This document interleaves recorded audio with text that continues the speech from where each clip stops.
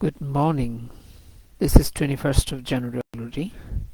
Some hours ago, US President Donald Trump has taken his inaugural oath, his presidential oath as 47th US President and second in entire US history of presidential election where a president is sworn in his second term but not consecutively with a break.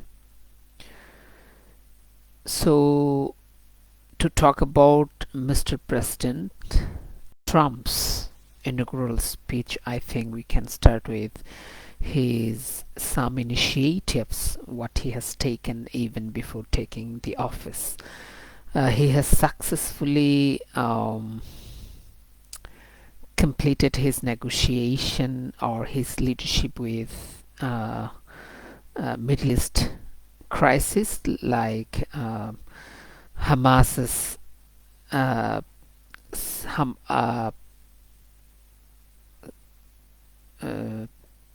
release of the hostages by Hamas, and there is a ceasefire between Gaza, means Palestinian Authority, and Israeli authorities. So the ceasefire is now established, but we are not hopeful that either the presidency of the USA and Israeli authority will respect the ceasefire. At the same time, there are confusion that Hamas will also break the ceasefire agreements, as already it's evident that Israeli authorities have bombarded only right before the beginning of the ceasefire. It was supposed to start at 8:30 a.m. Middle East time, and around 8 a.m. Israeli army has bombarded in various places of Gaza, and they have killed 36 innocent citizens of Gaza. So let us see. By starting with this background, I think I may read from France 24 English's very summarizing comment on Trump's speech. They have picked 5 points where Trump says he will tariff and tax foreign countries to enrich our citizens. They quote him, and Mr. President, Mr. Trump, has reassured that he will rebaptize the Gulf of Mexico as the Gulf of America, and he will withdraw from the Paris Climate Accord, which is an alarming sign for the people and the countries who are suffering from climate change effects, especially the Caribbean countries and Pacific countries, and also small island states. He pledged to drill baby drill, and he vowed to deport millions and millions of criminal alliance.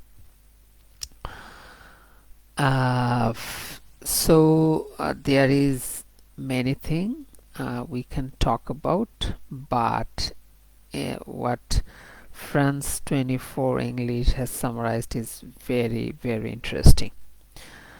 Mr. Trump has been welcomed in the Capitol Hill by outgoing President Mr. Joe Biden and his First Lady Jill Biden. And there were some confusion that Michelle Obama will take part in the presidential inauguration ceremony, but finally she took part in the ceremony, and it has been seen that Mr. Trump has some kind of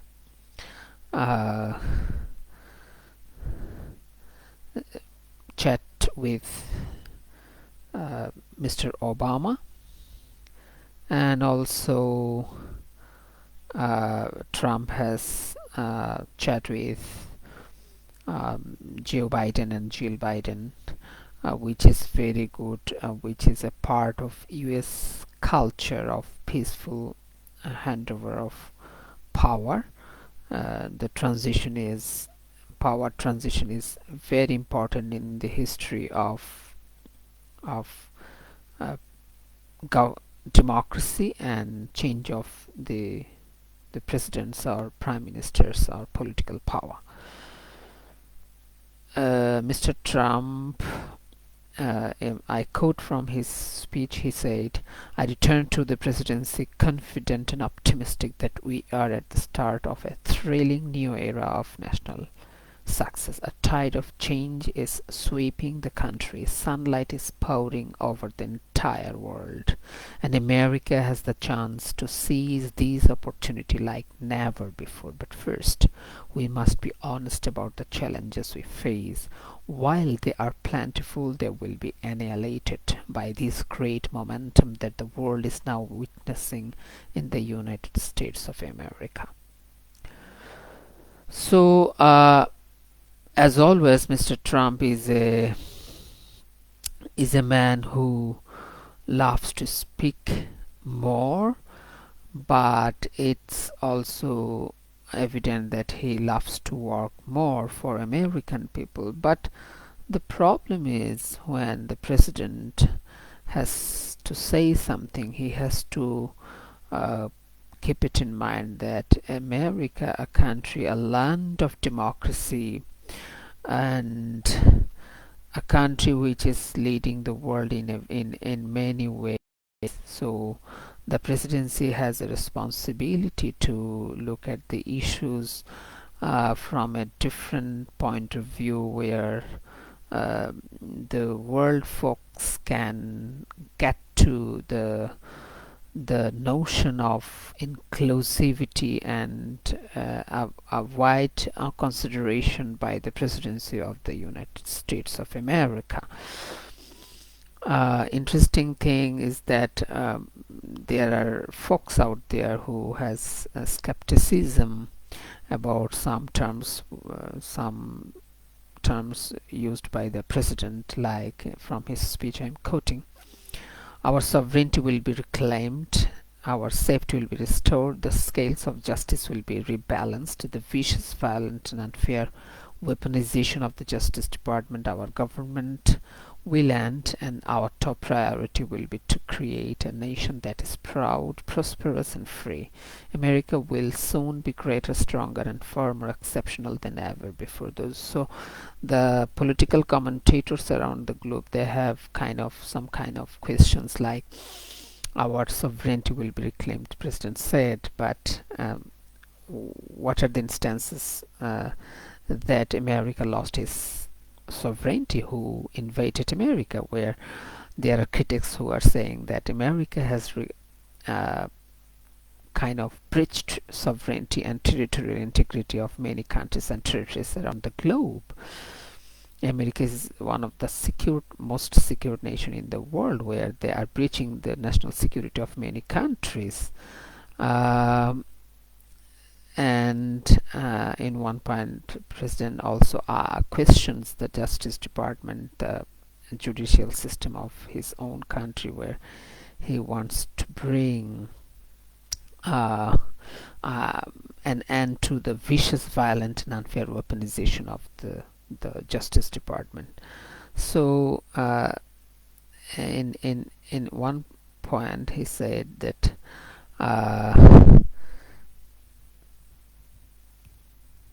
there is a crisis of trust in the government, where he's the one, or his party, where they bounced into the Capitol Hill on 6th of January, and they kind of devastated the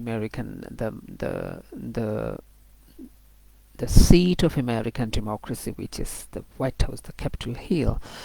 And so he is also a far-right president who is accepted by many far-right, ultra-far-right leaders like the president of Hungary.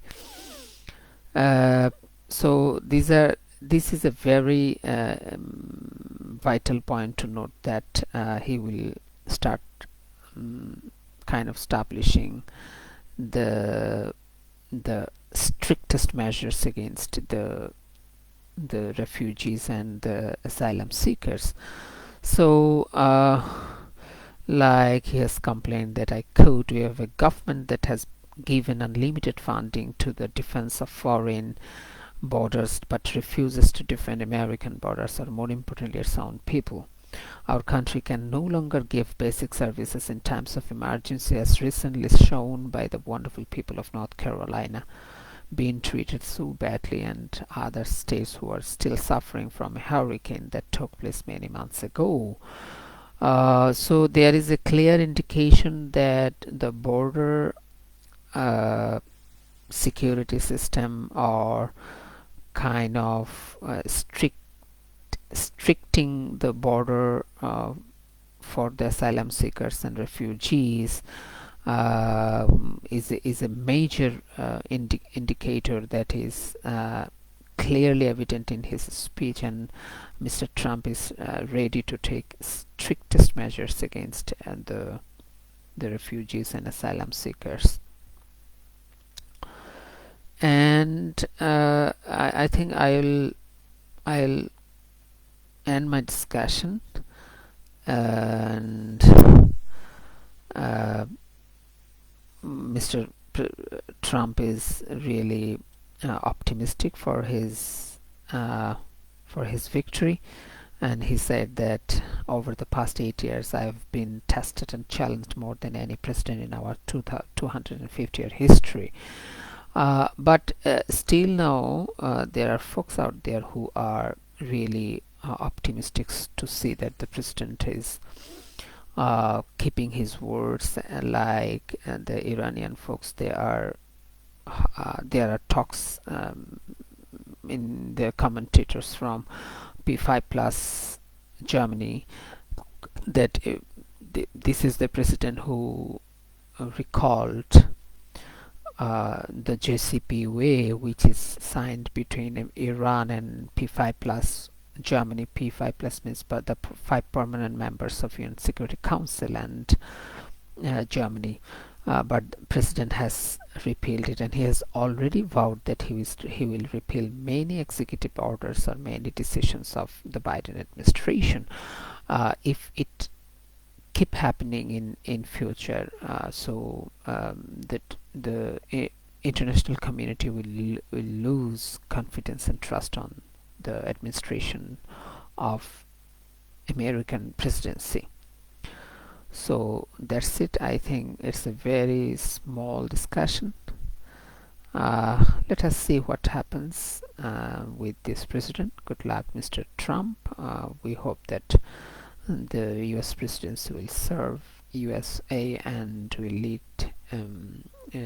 his nation towards inclusive development of the people of US, and also will play a vital role in international rules-based order, and especially for climate issues. There are concerns if America withdraws from Paris Climate Accord. That will be something catastrophic, as COP leaders are really waiting to see America is taking a role, and at the same time International Criminal Court is also kind of a very important institution in maintaining international world rules-based order. But Mr. Trump, kind of, as he is ultra right, politically motivated person, so he may take some kind of stern actions against ICC, and if it happens, so there will be a catastrophic breakdown in the international rules-based order. So let's see what happens. Still now let us say good luck to Mr. Trump, and let's see what happens. Thank you.